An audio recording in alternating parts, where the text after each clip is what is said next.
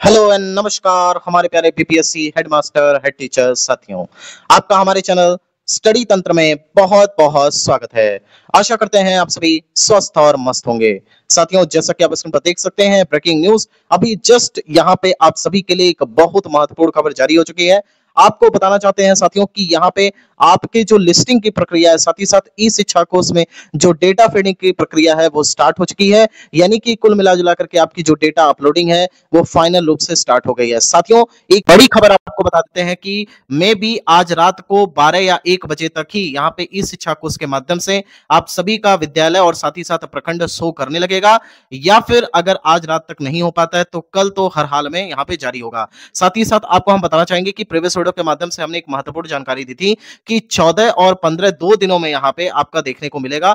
14 तारीख को यहाँ पे लगभग 14 से 15 जिलों का आने वाला है और उसके बाद बाकी जितने जिले बचेंगे उनका 15 जुलाई को देखने को मिलेगा। लेकिन फाइनली जो यहाँ पे बड़ी खबर निकल करके आ रही है कि सभी का अब एक साथ ई शिक्षा कोर्स में दिखेगा प्रखंड आवंटन, साथ ही साथ विद्यालय आवंटन। साथियों, संपूर्ण अपडेट के साथ हम इस वीडियो में आए हैं। अभी तक अब आपने हमारे चैनल को सब्सक्राइब नहीं किया है तो फटाफट स्टडी तंत्र चैनल को सब्सक्राइब कर लें, क्योंकि बीपीएससी हेडमास्टर हेड टीचर के रिगार्डिंग लगातार ऑथेंटिक और जेन्युइन अपडेट हमारा चैनल देता रहता है। चलिए साथियों, वीडियो स्टार्ट करते हैं। साथियों, सर्वप्रथम आपको एक जानकारी देते हैं। यहाँ अमित विक्रम जी की तरफ से कहा गया है कि पुरुषों को एक बार फिर से होगा घाटा। सभी शहरी क्षेत्र के स्कूलों में पुरुषों को किया जाएगा बाहर।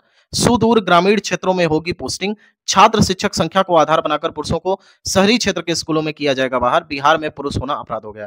ये जो यहाँ पे जानकारी दी गई है, ये यहाँ पे बहुत सारे ऐसे भर्ती हैं जो मेल के माध्यम से पूछ रहे हैं, सर क्या ये हेडमास्टर हेड टीचर के विषय में बोला गया है? तो आपको बता देते हैं, बिल्कुल ऐसा नहीं है।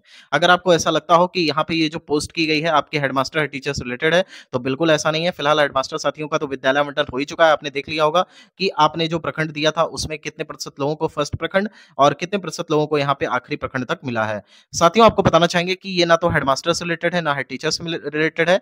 यहाँ पे जो मेनली चीजें चल रही हैं विभाग में और साथ ही साथ जिला स्तर पे वो ये चल रही हैं कि जो छात्र शिक्षक अनुपात है, यानी कि आपका जो पीटीआर है, पीपल टीचर रेशियो, ये काफी अनबैलेंस्ड हो गया है। ठीक है, ये अभी फिलहाल संतुलन की अवस्था में नहीं है।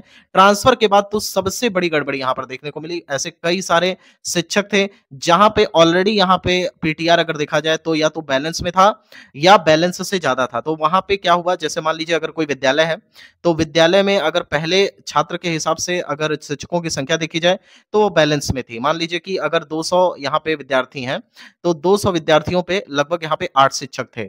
लेकिन ट्रांसफर के बाद ऐसा क्या हुआ कि 8 शिक्षक तो थे ही, प्लस 8 टीचर और यहाँ पे आ गए ट्रांसफर के बाद। यानी कि अब वही छात्रों की संख्या तो बढ़ी नहीं, छात्रों की संख्या तो पहले भी 200 थी और अभी भी 200 है, लेकिन यहाँ पर जो शिक्षकों की संख्या है ट्रांसफर के बाद वह बढ़ गई।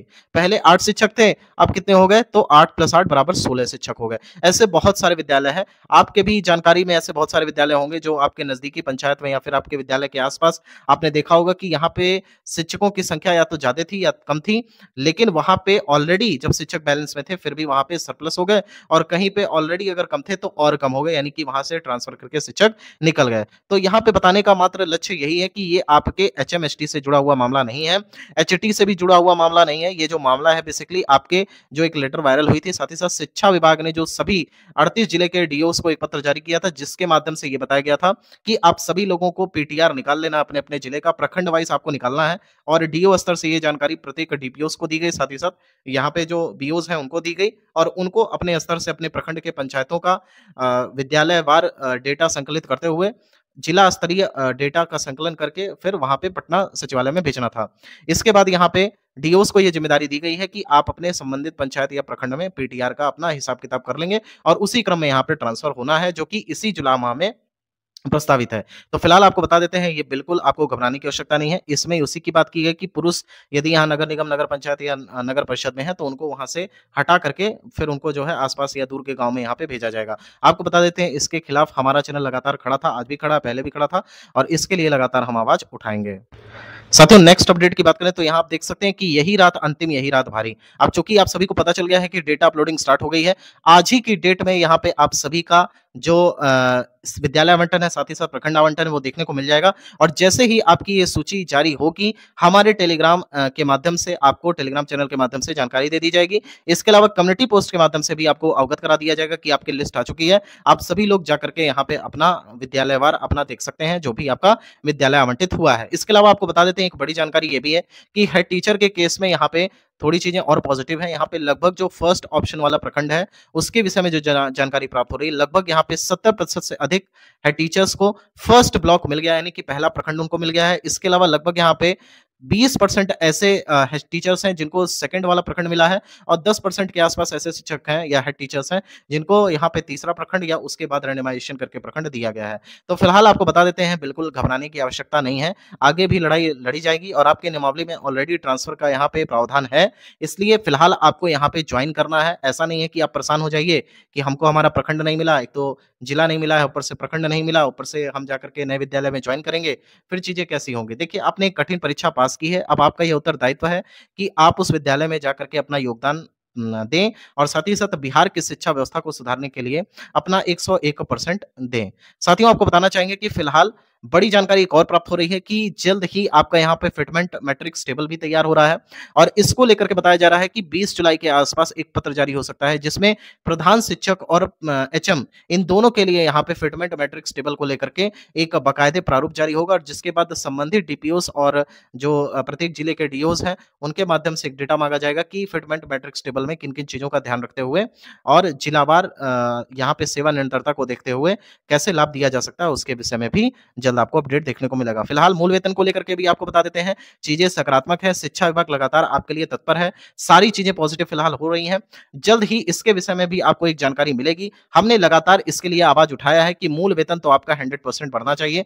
फिलहाल जो हमें जानकारी प्राप्त हो रही है कि आपका मूल वेतन, अगर हेड टीचर की बात करें तो हेड टीचर का मूल वेतन हर प्रकार से 40,000 रहेगा।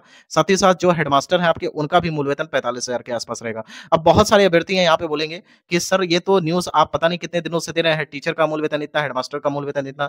देखिए, एक चीज आपको बता देते हैं, बहाली तो अब आपकी संपन्न होने जा रही है।